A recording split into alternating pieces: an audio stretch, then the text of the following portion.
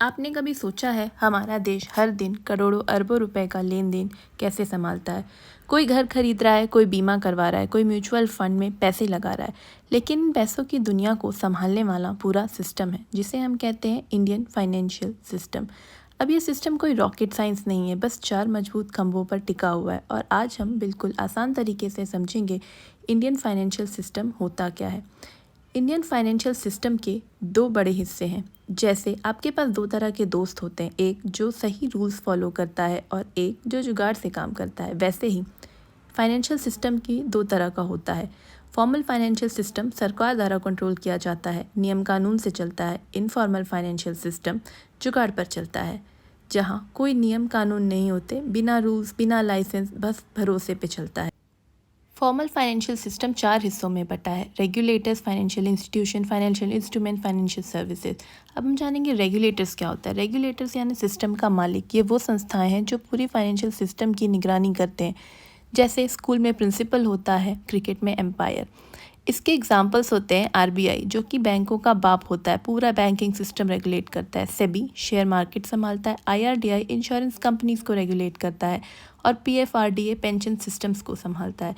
सो ये 4 हमारे रेगुलेटर्स हैं जो पूरे सिस्टम की निगरानी करते हैं, रूल्स फॉलो करते हैं और पूरे सिस्टम को एक सिस्टमैटिक तरीके से चला। दूसरा पिलर है फाइनेंशियल इंस्टीट्यूशंस, यानी सिस्टम के खिलाड़ी। ये वे ऑर्गेनाइजेशन है जो पैसे को सर्कुलेट करती है, यानी पैसा जमा कराना, लोन देना, इन्वेस्ट कराना, ये सब यही करते हैं।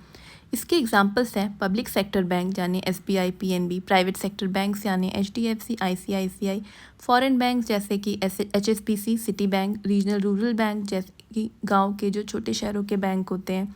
इसमें नॉन बैंकिंग फाइनेंशियल इंस्टीट्यूशंस भी आते हैं, जैसे नाबार्ड, इंश्योरेंस कंपनी जैसे एलआईसी। फॉर्मल फाइनेंशियल सिस्टम का तीसरा पिलर है फाइनेंशियल इंस्ट्रूमेंट्स यानी निवेश के हथियार।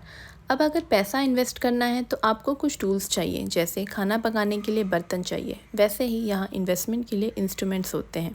इसके 2 कैटेगरी हैं, by term and by type. By term जैसे कि नाम से ही पता चल रहा है, short term and long term. Short term यानी जो 1 साल से कम में मैच्योर हो जाए, यानी कि treasury bills, call money. Long term यानी कि शेयर्स एंड डिबेंचर्स। अगर हम बाई टाइप देखें तो primary securities and secondary security. Primary securities में आपके इक्विटी शेयर्स एंड डिबेंचर्स आते हैं एंड सेकेंडरी सिक्योरिटीज़ में आपके mutual fund, FD and insurance आते हैं। अब हम जानेंगे 4th pillar of formal Indian financial system यानी कि financial services, the unsung heroes.